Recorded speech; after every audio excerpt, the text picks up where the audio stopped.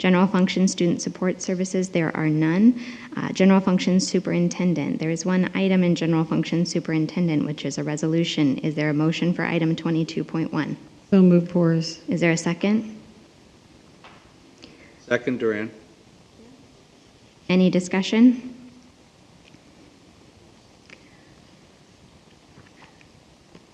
If nobody has anything to say, I have something to say. I think I have made myself very clear on where I stand on this. I truly believe in supporting Title IX. In the last month or so, 5 other school boards have passed similar resolutions. Since our last board meeting, there have been some changes made by CIF. Prior to the CIF Track and Field State Championships, which was held on May 30th to 31st, CIF announced on May 27th the decision to make changes. I will summarize what they said, but basically they said CIF will be implementing a pilot entry process for the 2025 CIF State Track and Field Championships. Any biological female student athlete who did not earn a spot, missed out on the spot by a transgender athlete placing above them, was extended the opportunity to participate in the State Track and Field Championships. At the State Track and Field Championships, if a biological girl was displaced by a transgender competitor, both were awarded whichever medal she would have claimed had the transgender athlete not been competing. The CIF Track and Field State Championship athlete in question shared 2 gold medals and a silver medal at this meet. For comparison, had the athlete competed in the boys division, the athlete would have placed last place in each event entered. Governor Gavin Newsom has publicly stated that the participation of transgender athletes in women's sports is deeply unfair. And in my view, the recent changes by CIF are an acknowledgement that the current policies are flawed. To me, it's an admission of guilt. If nothing was wrong, there would be no need for change. Title IX of the Education Amendments of 1972 is a U.S. civil rights law that prohibits sex-based discrimination in educational programs and activities receiving federal financial assistance. I'm a 40-year-old woman. I never imagined I'd be sitting here having this conversation. Title IX was signed into law 13 years before I was even born, laying the groundwork for the opportunities I had as an athlete. I was a figure skater, and I was proud and asked to represent our country in international competitions. I've always strived to be seen as an equal to men in every aspect of life. But when it comes to athletics, biology matters. No matter how hard I trained, I could have never fairly competed against a biological male. The physical differences are real, and in some cases, they impact both fairness and safety. That's why Title IX was created, to ensure women have equal opportunities to compete on a level playing field. We should not expect our female athletes to compete against male athletes. This isn't about opinion, it's about biological facts and fairness. Our responsibility is to advocate for policies that protect and support all our students, including ensuring a level playing field for our girls in sports.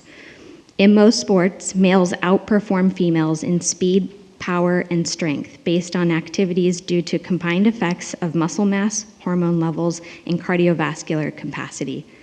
Some facts.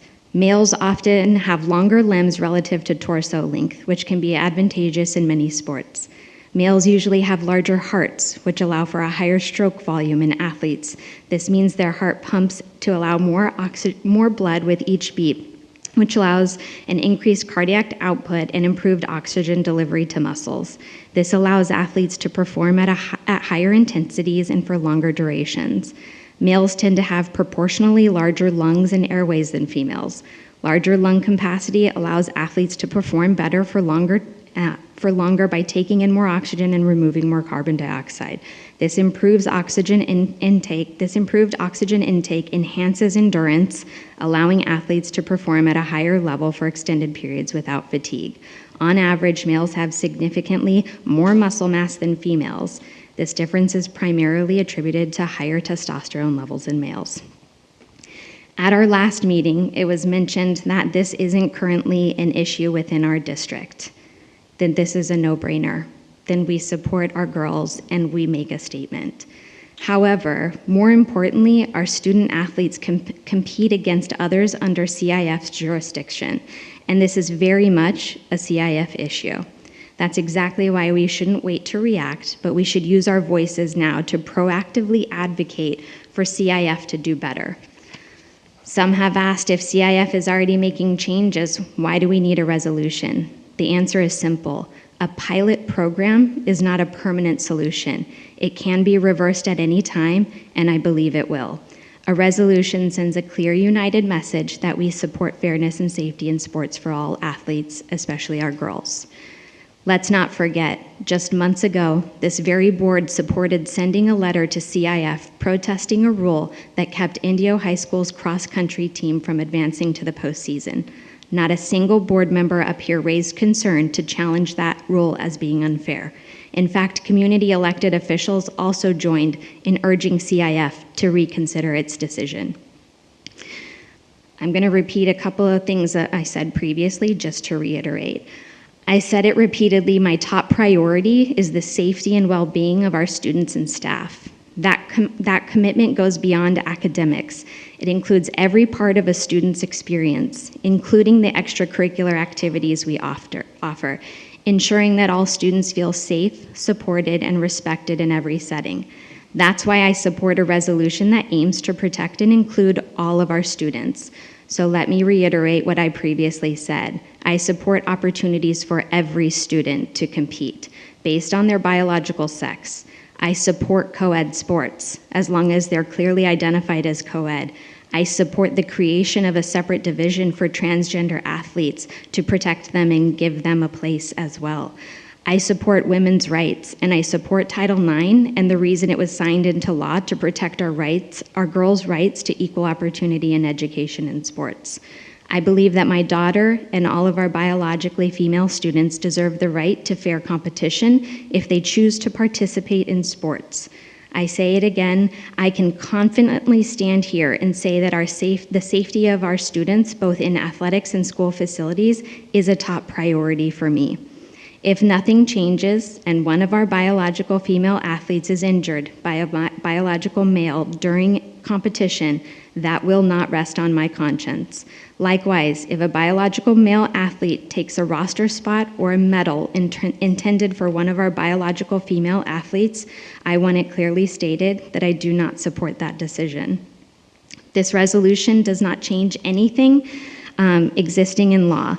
It does not violate any legal standards, nor is it discriminatory. It simply expresses an opinion, a call to protect and support our girls. To those who argue that this resolution creates division within the LGBTQ+ community, I respectfully challenge that viewpoint. In fact, refusing to address these issues is what has fostered resentment, inequality, and division at sporting events. Calling on CIF to do better is not an attack, it's an invitation to start a conversation about creating a fair and safe competitive environment for all of our children. Some may say this matter is best left up to Congress or people in higher positions of power, and you're right. It's not our role to change the law. This will continue to play out in court. But if we stay silent and we wait for someone else to speak up or take action, I fear nothing will ever change. If the women who came before me had said, let somebody else fight this for our rights, I wouldn't have the freedoms I have today. I wouldn't be able to vote. I wouldn't be a doctor. I wouldn't be sitting here. I'm deeply grateful for the rights I've been afforded as a woman, and I see myself as an equal to every single person sitting in this room. I will continue to use my voice to ensure my daughter and her peers have access to the same opportunities that I did as a student athlete. So I ask my board, what are you willing to do for our female student athletes?